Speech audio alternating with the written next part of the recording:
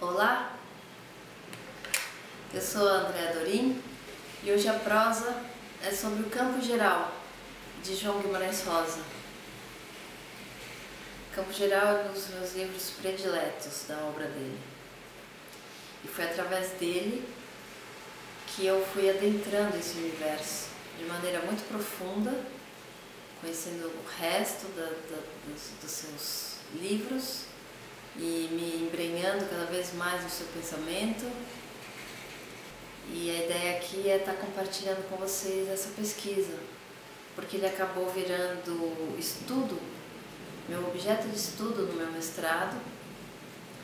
E para desenvolver essa pesquisa mais profunda, eu me baseei muito nas correspondências que o Guimarães Rosa tinha com seus tradutores, que depois virou livro e que, aliás, para quem quiser se aprofundar na obra, eu aconselho muito. São as correspondências com seus tradutores. Porque, sim, Guimarães Rosa ele foi traduzido em diversas línguas, em várias partes do mundo, e com cada tradutor ele estabelecia uma correspondência, onde ele explicava minuciosamente as suas opções linguísticas, as suas opções estéticas, as suas opções de conteúdo, por que ele fez o que ele fez. E é parte dessa pesquisa, parte dessa compilação que eu fiz, que eu vou dividir aqui com vocês, compartilhar, para que essa leitura do Campo Geral seja mais profunda. Vocês tenham mais recursos para fazer essa leitura.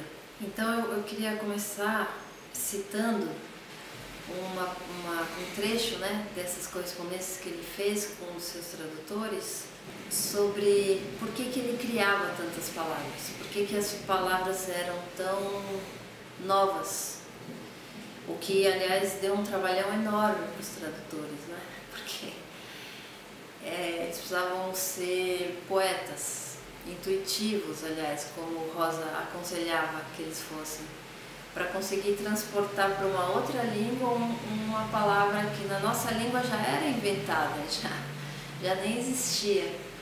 Eu até trouxe aqui para vocês verem, e se puderem, se quiserem, né? É uma das partes da pesquisa mais interessantes, que é o seu léxico, né? Léxico é dicionário de todas as palavras que ele criou. Olha o volume.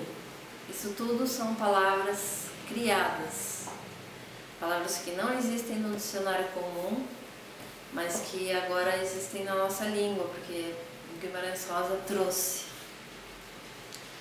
Então eu queria ler esse pedacinho que ele explica um pouco, né, sobre essa maneira dele de criar essas palavras, de criar essa língua, afinal. Então ele diz assim: eu preferia que me chamassem de reacionário da língua, pois quero voltar cada dia à origem da língua, lá onde a palavra ainda está nas entranhas da alma, para poder lhe dar luz segundo a minha imagem. Meu método, que implica na utilização de cada palavra como se ela tivesse acabado de nascer, para limpá-la das impurezas da linguagem cotidiana e reduzi-la ao seu sentido original. Então, quer dizer, ele não cria palavras do nada, assim. Ele busca essa origem da palavra, onde ela nasceu, né? Ele era um profundo estudioso de línguas, falava várias línguas, lia várias línguas. E aí, nesse lugar de nascimento da palavra, então ele cria, a partir daí, uma palavra nova que traduz. Por que tudo isso, né? Porque ele quer palavras que ajudem a traduzir o interior, a alma, o coração, tanto dos personagens quanto da própria situação que ele está trazendo à tona, né? Ele está revelando. Então esse é um ponto importante para a gente começar falando do campo geral. Porque campo geral, Aliás, a obra toda do Guimarães Rosa é muito mais do que uma série de histórias. E é disso que eu quero falar. Então vamos lá. Campo Geral é a primeira novela de 7 novelas que compõem uma obra maior chamada Corpo de Baile.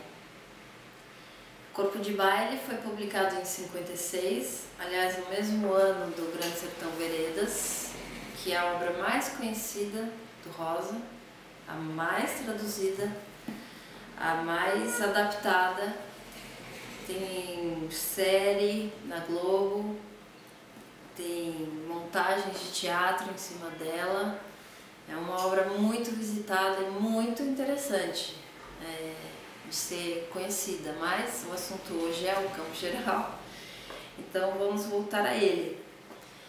Enfim, em 56, então, o Rosa publica o Corpo de Baile e o Grande Sertão Veredas. E no Corpo de Baile, então, a gente encontra o Campo Geral, que é a primeira novela dessa sequência de 7 novelas que ele deu esse nome de Corpo de Baile. Eu entendo que Corpo de Baile já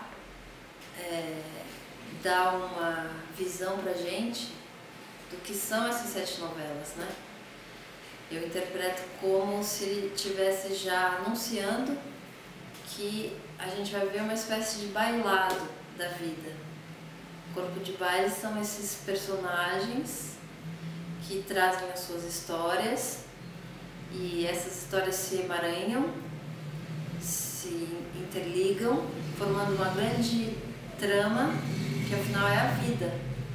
E o Corpo de Baile traz o Campo Geral como primeira novela para começar essa grande dança que vai ser tocada, né, pela vida. A gente vai poder ver essa dança sendo retratada durante o percurso dessas 7 novelas. Eu estou dizendo novela porque o próprio Guimarães Rosa assim caracterizou esses contos, esses livros, né?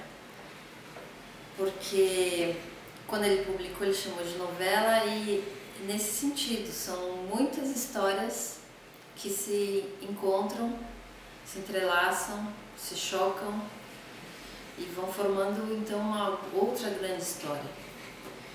Essas 7 novelas do Corpo de Baile, elas têm histórias independentes. Cada uma traz uma história bem específica nesse sentido de novela, né? Então são várias histórias com o protagonista amarrando elas todas, né? E Campo Geral é a primeira e não por acaso trata de um momento de infância. O personagem principal do Campo Geral é o Miguelinho, que é um menino que na história começa com 8 anos. E aí a partir dele, do olhar dele, do sentir dele, a gente vai tomar contato com todo esse universo de outras histórias e outros personagens que vão se relacionando com ele. E aí a gente vai ver esse percurso desse menino, do começo de 8 anos de idade até o comecinho da vida, da puberdade dele, né? Talvez até o primeiro passo que ele dá para a vida adulta. E eu vou ler para vocês, eu compilei um trecho de outra correspondência que o Guimarães Rosa fez com o tradutor dele para o alemão, o Kurt Meyer Clayson, ele falando sobre o Corpo de Baile, exatamente, explicando para o tradutor o que é esse livro.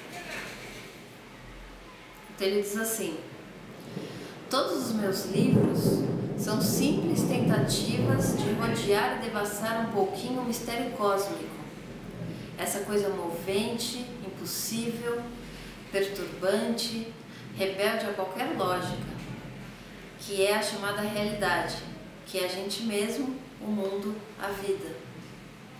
Então aqui ele deixa bem claro, né, isso que eu estou tentando falar, que é essa espécie de representação da vida, dessa dança da vida, desse bailado onde os personagens vão se entrelaçando e criando essa dança coletiva, né?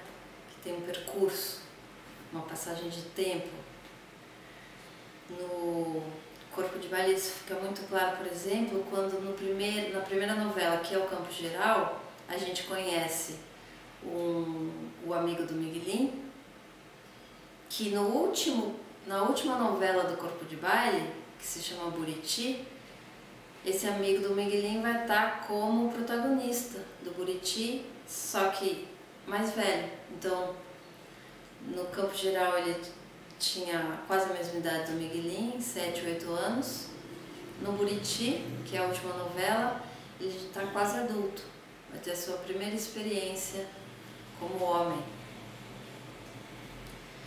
E aí fica bem claro essa passagem de tempo, né? Esse bailado sendo tocado pela vida e esse percurso que aí a gente, na condição de leitor, vai caminhando junto com ele. Eu digo tudo isso porque, já que o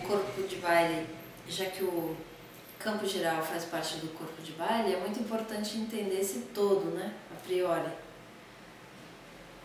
O Campo Geral faz parte desse bailado, portanto. E aí, quando essas novelas foram publicadas a primeira vez, além do grande espanto em relação a essa forma de escrever do Rosa, com palavras inventadas, com a gramática toda trocada de lugar e tudo, a primeira impressão que ficou para os primeiros críticos é que ele estava contando histórias sertanejas, né? Então, o Campo Geral seria a história de um menino sertanejo. O Guimarães Rosa descreve de maneira muito realista vários pontos do sertão mineiro, que foi onde ele nasceu. Isso eu vou explicar na sequência, explicar um pouco, né,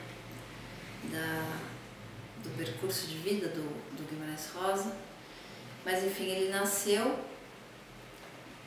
no interior de Minas e as novelas que ele trouxe, mesmo o Grande Sertão, esse grande romance, né, esse grande monólogo que é o Grande Sertão, ele é povoado de descrições bem realistas da paisagem, das situações cotidianas dos personagens. Os personagens aparentemente são figuras bem realistas do sertão, né?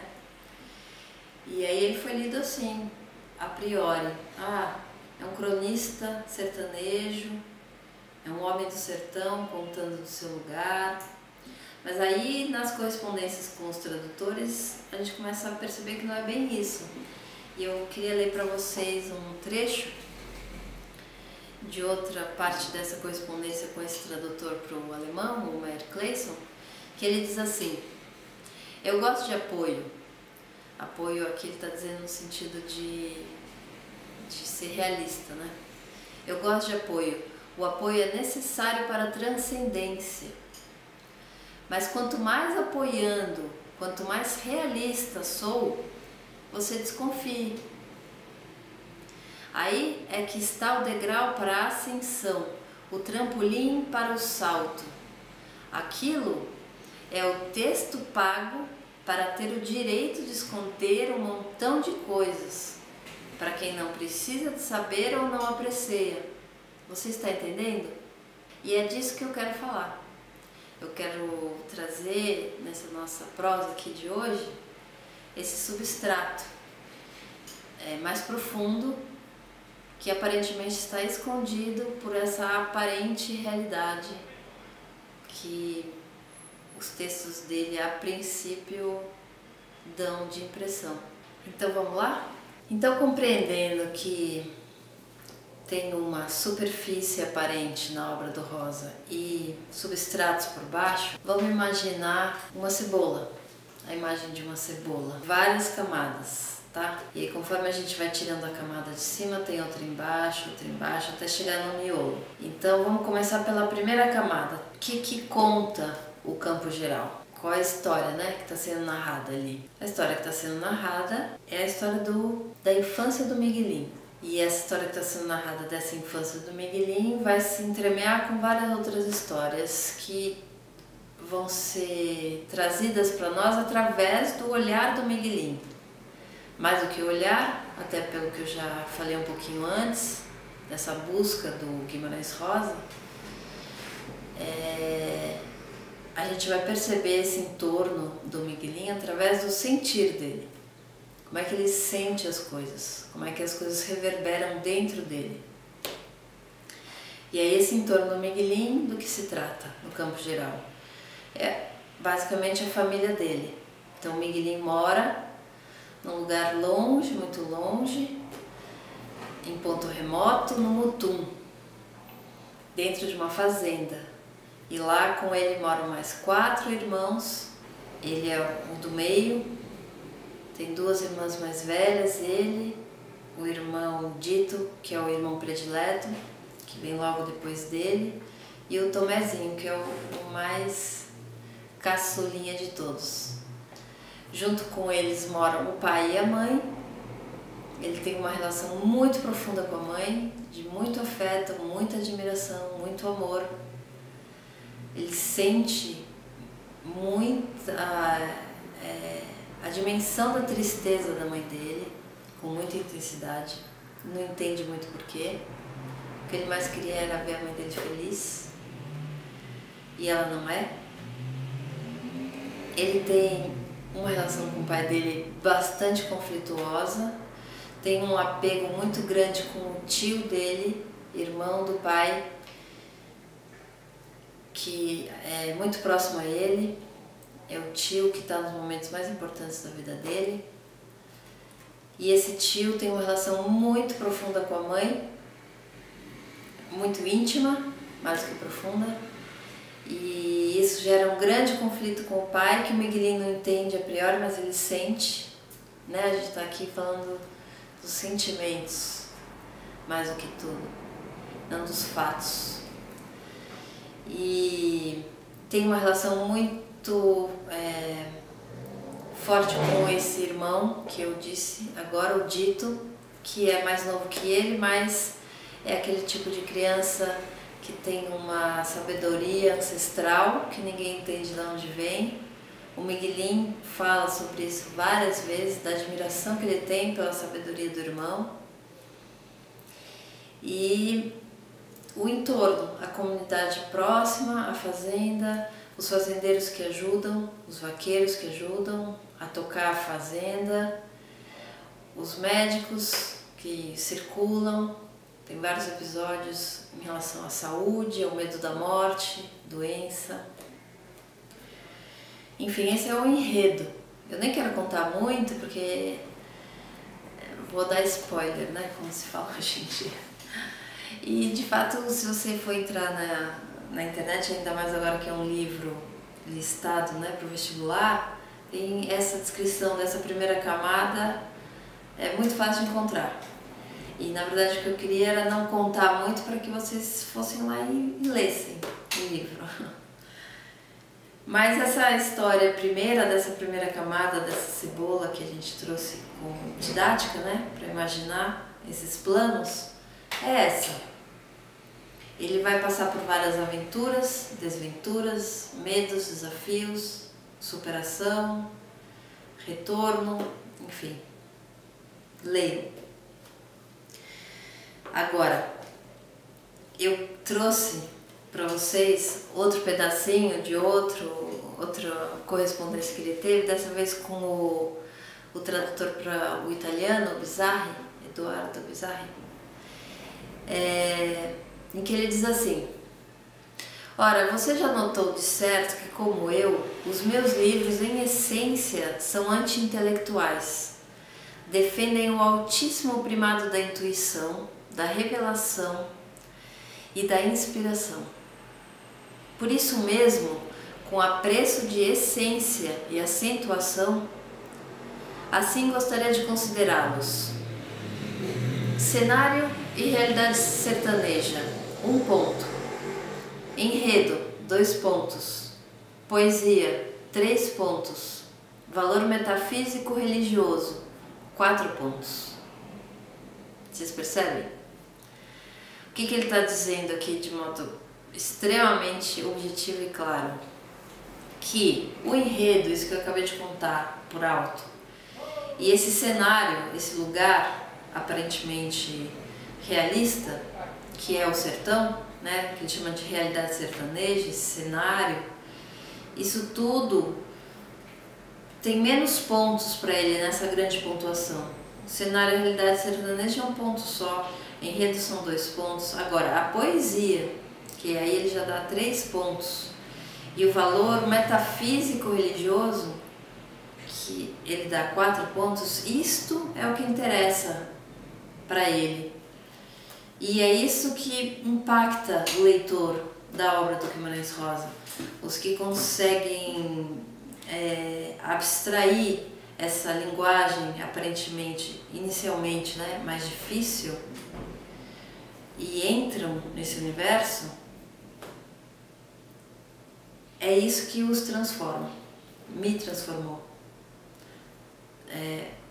Todos os artistas que tomaram contato com a obra do Guimarães Rosa se inspiram a partir do Guimarães Rosa, do contato, né, com esse universo rosiano, passam a ter vontade de criar, porque esse lugar que ele nos conduz, que é esse lugar mais metafísico, mais poético, mais mítico, esse lugar proporciona que cada um dos leitores, cada um das pessoas que entram em contato com a obra, descubram, relembrem em si mesmo essa potência que a gente tem de criar.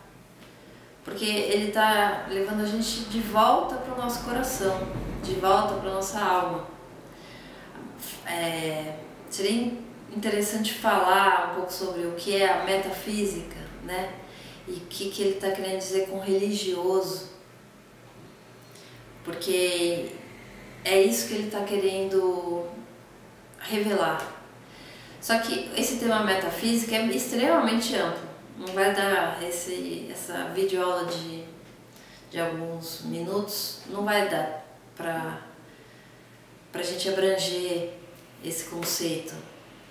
O que eu posso dar são flashes e pistas de que o que ele está querendo dizer, o que ele está querendo revelar, o que ele está querendo que a gente perceba, é que existe um plano maior, que não tem exatamente a ver com religião, mas com espiritualidade, né? Com essa percepção dessa conexão com algo muito maior do que a nossa individualidade ou a nossa pequena história de vida.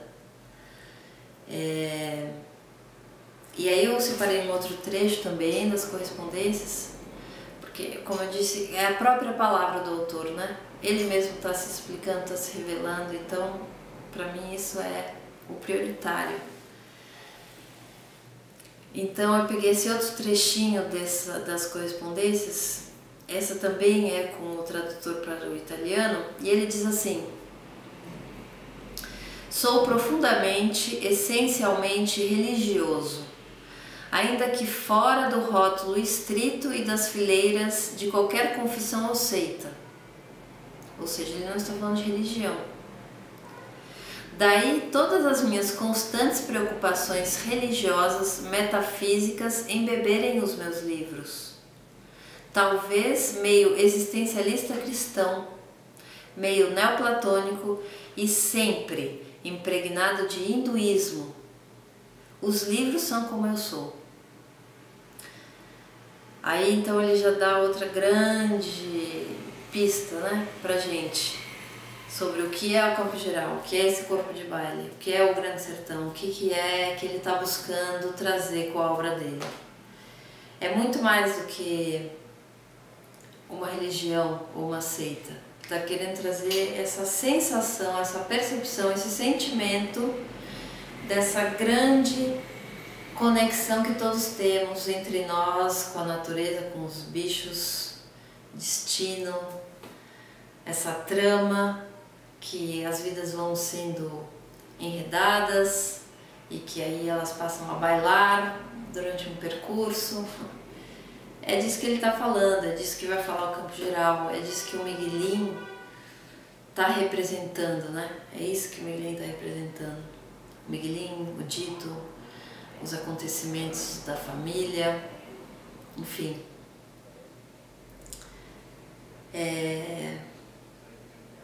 Guimarães Rosa, ele nasceu em Corsburgo em 1908, começo do século passado. E ele teve uma vida com muitas experiências ligadas a essa questão maior do ser humano. Ele se formou em medicina, daí foi para prestar Itamaraty, foi ser diplomata em Hamburgo, no consulado do Brasil, salvou muitas vidas com a ajuda da mulher dele, Araci, que trabalhava também com ele no consulado brasileiro na Alemanha, no início da guerra. Era um homem profundamente sensível e muito conectado com o ser humano que havia em cada um dos que cruzavam com a vida dele. Então, todo esse material, ele traz para a obra dele essa percepção maior. Além do que ele era um estudioso não só das línguas, mas também de todas as religiões. Se você tiver acesso à biblioteca dele, por exemplo, ele tem a Bíblia, ele tem o Alcorão, ele tem os livros de Kardec do Espiritismo, ele lia muito sobre o hinduísmo. E todas essas religiões têm diferenças entre si, só que elas têm pontos em comum. E é nisso que ele se atinha, né? Então, não é que ele misturava tudo, ele encontrava um ponto em comum de todas elas com o objetivo de trazer de volta, através da obra dele, diversas lembranças que a gente tem dentro de nós esquecidas e que fazem parte da humanidade, né? Do que é ser humano, não homem, mulher, mas esse ser que se desenvolve, que traz valores, que traz preceitos, que vive no coletivo, que cuida do seu entorno, que respeita os bichos, que ama a natureza, que entende o valor. Aí sim, né, isso tudo que eu estou falando assim de maneira mais corriqueira, isso tudo são pontos da metafísica, esse plano maior. E aí a chave de ouro, né, que fecha tudo isso que eu estou falando, além do próprio autor estar trazendo isso, é a própria epígrafe que abre o livro Manuel Zoe Miguelin, né, que abre, porque como esse é o primeiro livro do Corpo de Baile, então a epígrafe que abre o Corpo de Baile. Eu não sei se todo mundo aqui sabe o que é epígrafe, então eu vou falar rapidamente, que nosso tempo é curto, mas epígrafe são curtos trechos, citações, pedaços de poesia, pedaços de pensamentos de filósofos, enfim, são pequenos trechos de texto que dão uma indicação para o leitor antes da obra começar a ser lida. E elas servem como pistas, diapasões, como se fosse uma janela. O escritor, ele, através da epígrafe, ele coloca uma espécie de norte, pelo qual a gente pode adentrar e seguir para que a leitura da obra seja mais profunda ou tenha mais dados que não estão muito aparentes na obra. E a epígrafe do primeiro livro, onde está o Campo Geral, é uma epígrafe do Plotino. Quem é Plotino? Plotino é um filósofo neoplatônico, né? Acabei de ler aqui ele falando que talvez ele seja meio existencialista cristão, meio neoplatônico. O neoplatônico é um veio, né, da filosofia que veio a partir de Platão. Então, são discípulos de Platão. Plotino era um discípulo de Platão e que a partir dos ensinamentos de Platão desenvolvem, aprofundam uma nova corrente filosófica, que é o neoplatonismo. E o que diz o neoplatonismo, né? O que Plotino estudou a fundo e aí passou a ensinar? Porque Plotino foi aluno do Platão, enquanto era aluno, lá eles não davam esse nome, né? Ele era discípulo de um guru que trazia vários preceitos da filosofia oriental. Então Plotino juntou esses dois pensamentos e criou aí o seu próprio, ou desenvolveu, né, melhor dizendo, o seu próprio, e que diz o quê? Diz que a gente, tudo que existe no mundo, faz parte de um todo, e que tudo é uma coisa só, que eles chamam de uno,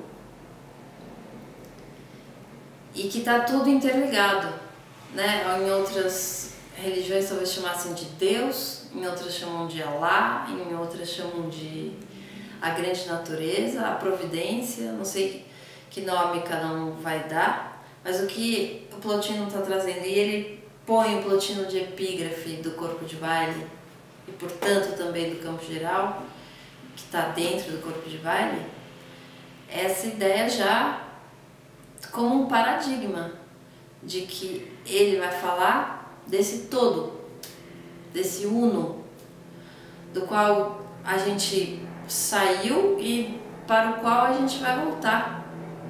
E dentro dessa filosofia neoplatônica, representada aqui pelo Plotino, a memória, que é um dos elementos que mais recheia o campo geral, é um elemento que ajuda a memória com M maiúsculo, né? O conceito da memória, não é a minha memória, é a nossa memória, é a memória da humanidade.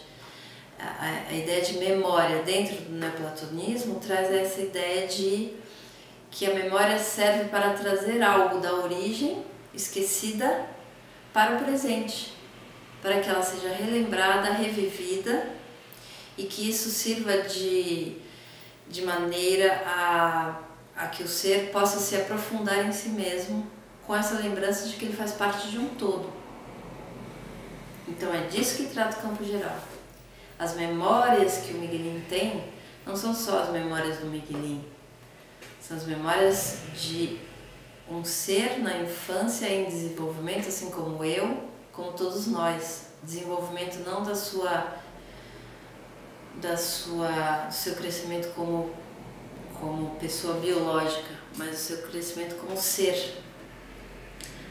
O Dito, que é esse irmão que ele é muito apegado e que eles trocam muito diálogo em relação a tudo que o Miguelin sente, observa, às vezes não compreende.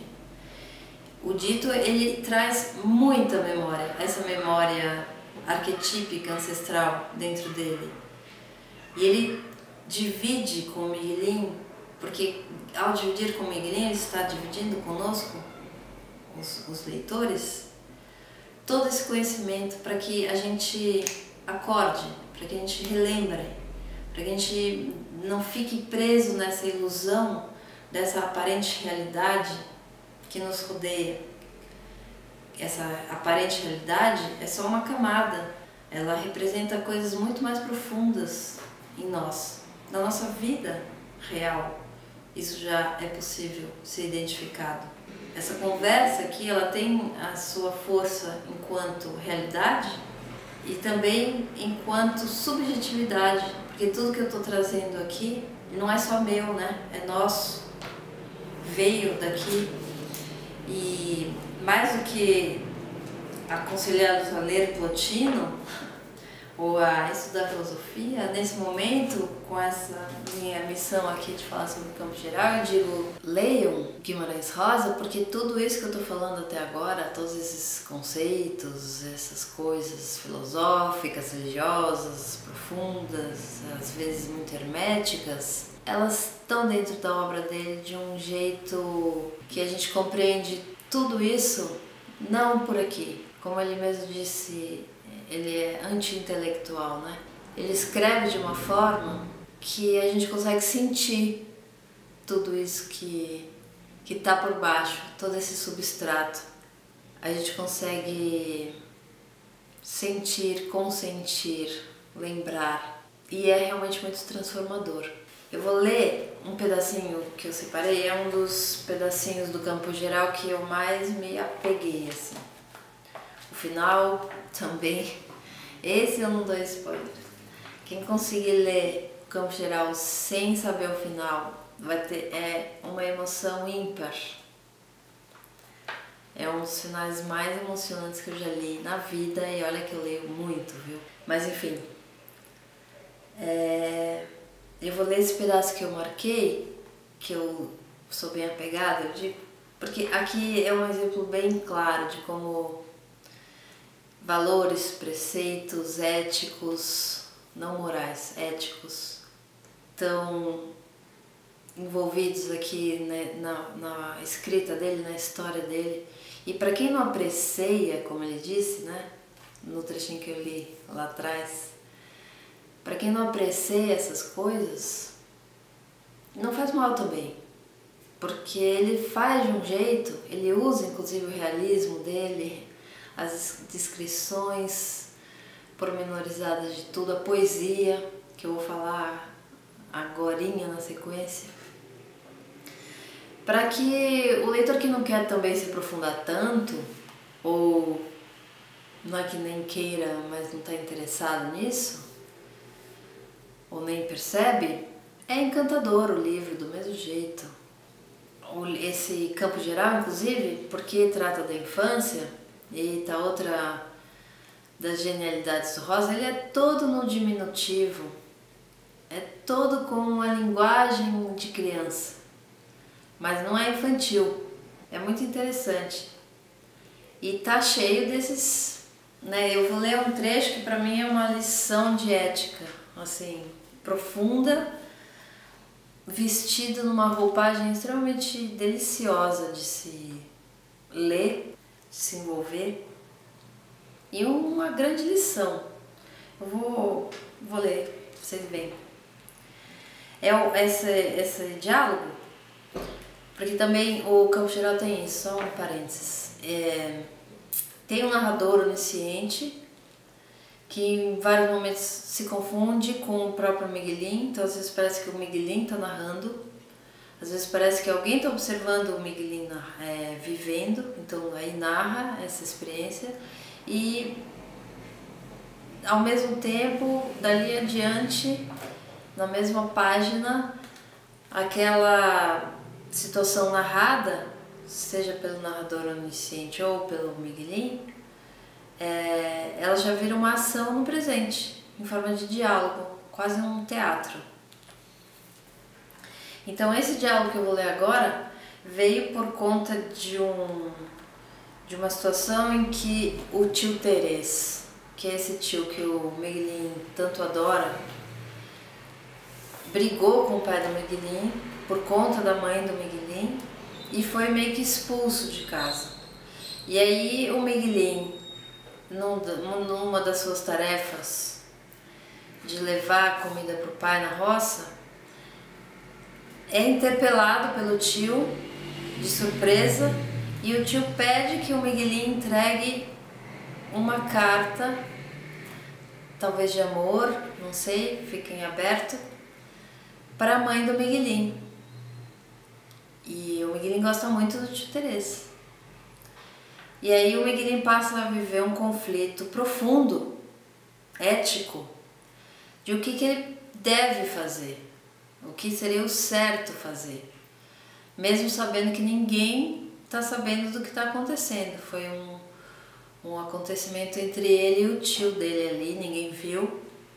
Então ele pode fazer o que ele quiser, teoricamente. Pode jogar a carta fora, pode entregar a carta, pode devolver a carta. E aí ele passa assim um dia inteiro com esse conflito. O que fazer, qual é o certo fazer? Porque ele gosta muito do tio, gosta muito da mãe e respeita muito o pai. Apesar de todo o conflito com o pai, ele tem um sentimento de respeito muito grande.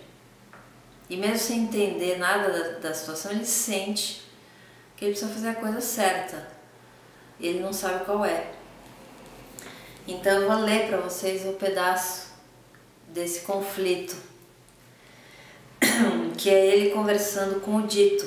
Começa assim, né? Ele conversando com o Dito, aquele irmão mais novo, mas de grande sabedoria. Então ele pergunta: Dito, como é que a gente sabe certo como não deve de se fazer alguma coisa, mesmo os outros não estando vendo? Aí o Dito responde: a gente sabe, pronto. Aí mais adiante ele vai até a Rosa, que é uma ajudante da casa.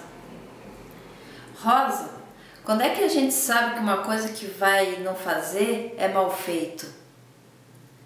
Aí a Rosa responde: é quando o diabo está por perto.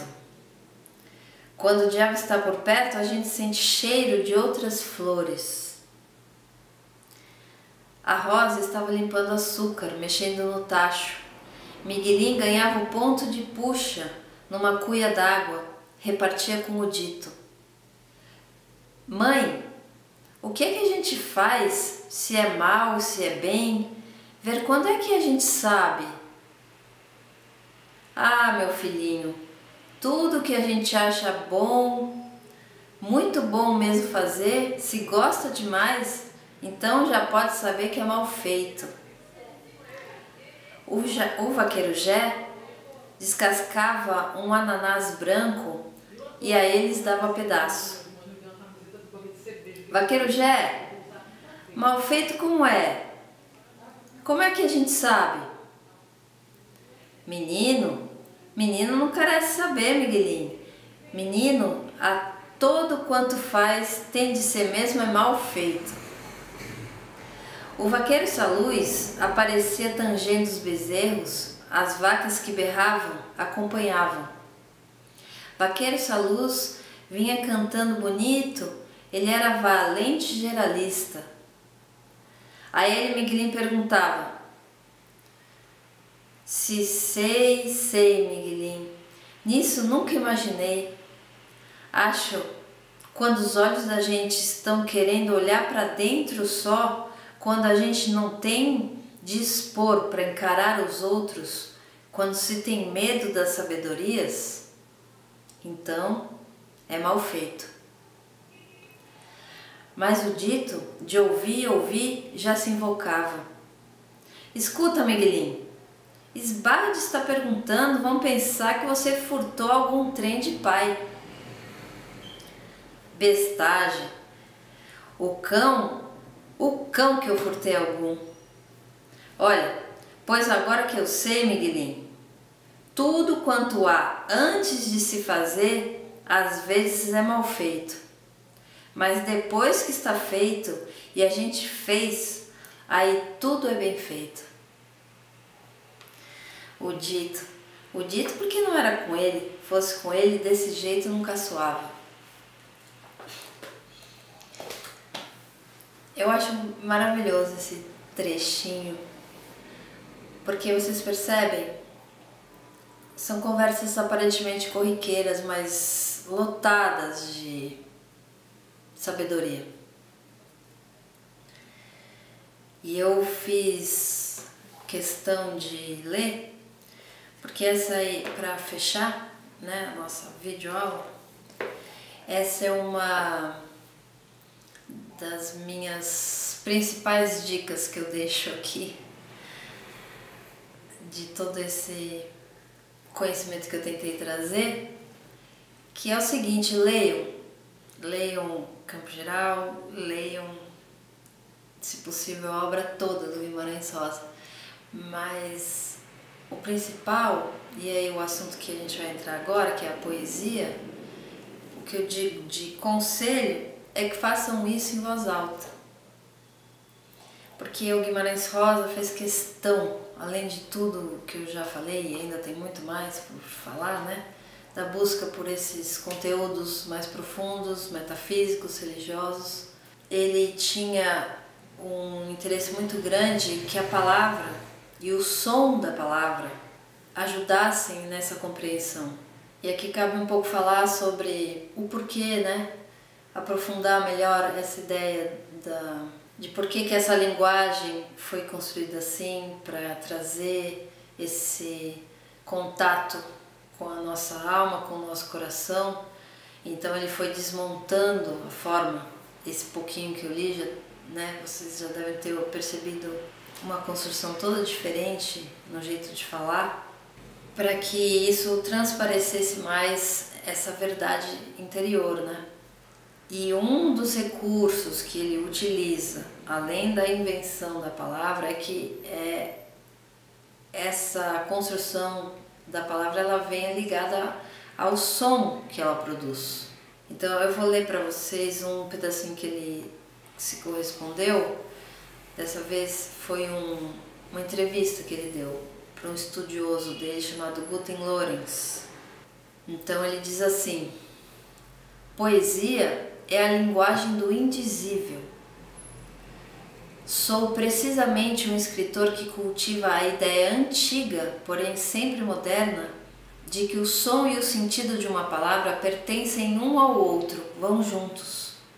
A música da língua deve expressar o que a lógica da língua obriga a crer.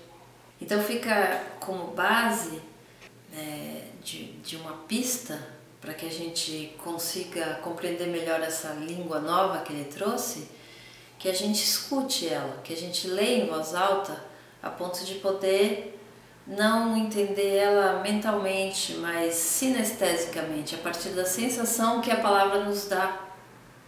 Então tem vários trechos que, se você não entender, porque se você for palavra a palavra, fica mais difícil de compreender do que se você lê no fluxo. O som que ela vai significar para você vai te ajudar muito nessa leitura.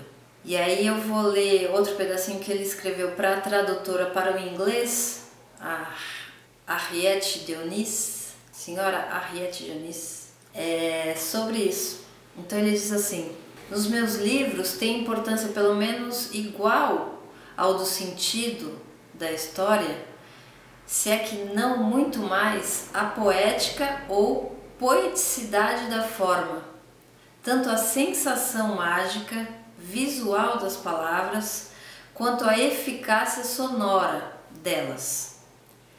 E mais as alterações viventes do ritmo, a música subjacente, as formas, esqueletos das frases, transmitido ao subconsciente vibrações emotivas sutis, tudo em 3 planos, como os ensinos das antigas religiões orientais. Porque nas religiões orientais, as orações, além do conteúdo que elas trazem, conteúdo eu digo que elas estão dizendo, né? Por exemplo, Pai Nosso. Pai Nosso que estais no céu, reza por nós. Para as religiões orientais, essa reza ela também tem uma função sonora. Então acabam virando mantras.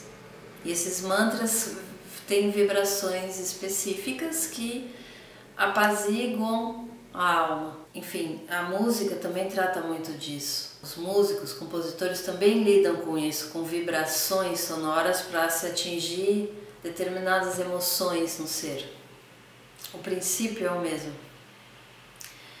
Então, o Guimarães Rosa se utiliza desse recurso também na sua obra. O som das palavras ajuda muito a compreensão delas.